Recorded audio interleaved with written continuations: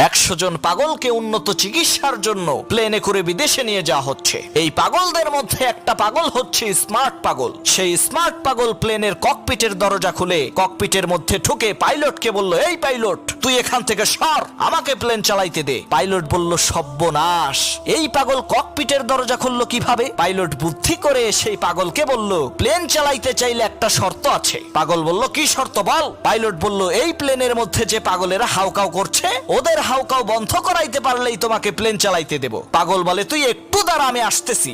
2 minute পর পাগল আবার ককপিটের মধ্যে ঢুকে বলল, এই পাইলট, সব পাগলরে চুপ করাইছি, এখন প্লেন চালাইতে দে। পাইলট খেয়াল করে দেখে কথা তো সত্য। পাইলট অবাক হয়ে সেই পাগলকে জিজ্ঞেস করলো, কিভাবে তুমি এই পাগলের কিচিরমিচির বন্ধ করালে? সেই স্মার্ট পাগল বলল, আমি প্লেনের দরজা খুইলা দিয়া কইছি, বাইরে বিশাল বড় মাঠ, তোরা কে কে খেলতে যাবি যা।